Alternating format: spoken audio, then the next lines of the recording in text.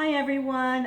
Some parents have asked me for some ball exercises to do with their kids, and so I'm just going to give you a few examples of things that you can do at home. I'm using a round ball because that's usually what parents have at home. Obviously my peanut ball I prefer for therapy, but because I'm able to control the movement more, so you're just going to have to be more careful that the child doesn't roll any which way by shifting their weight.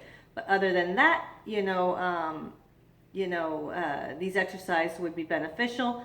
Older children, I just put them on the ball and I can shift their weight. I usually hold them by the knee and shift their weight to one angle, the other angle, going back and doing sit-ups, and they come up and sit up.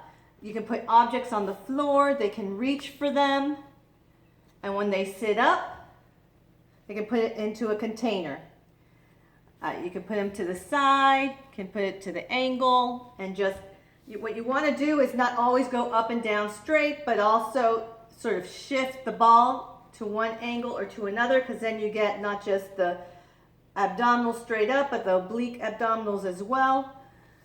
And if the objects are things like clothespins where they're working on strengthening their hands, that is even better, because now you're adding another component to the activity. If your ball is small enough and your child's long enough, they can go on their tummy and work on a puzzle or a game with another child in this position. If your ball's too high, you can use a chair that's, maybe put a cushion or a towel just so it's not hard on the tummy, and they can hold this position and play activities. This works on their back muscles. So now you've done the tummy muscles and the back muscles, but this is also good for strengthening the shoulders and the wrists and shifting weight over the hand, reaching for objects, develops the muscles of the hands, which helps with handwriting.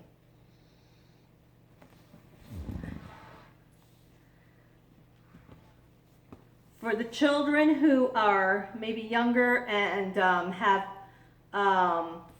their ribs are flaring and they're sort of out, and so they're belly breathing instead of breathing with their ribs, this is a great tool to stretch them. So for those kids, you lay them back, you put your hands sort of on the ribs and like feeling your fingers between the ribs, the lower ribs, and you just let the weight pull them backwards, and you're just stretching and pulling down gently towards their hips.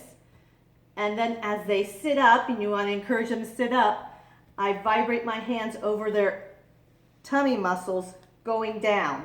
So tummy muscles vibrating going down. Let me show you at this angle. I start vibrating the tummy muscles as they sit up, and try to just vibrate over the tummy muscles, and that'll make their muscles contract, because what you want is, after stretching the ribs, you want to activate the abdominal muscles so that they pull the rib cage down. That way they stop belly breathing and start breathing with their ribs. And also the smaller children, usually I'm not having them pick things up off the floor because they really can't reach, or it's too intimidating to go backwards like that. And so I'll just, play with them. Don't fall down, no te caes. And I just play with them like that, and then encourage and sort of push them back so that they're a little bit back, and then hold them at the waist so that they can work and sit up.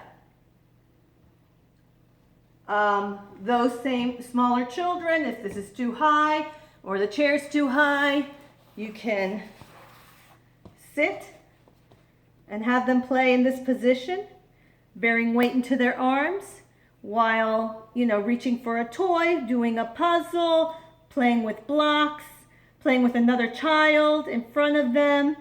That usually is the one that works the best, and since we're all stuck at home with all the kids, that's a good idea.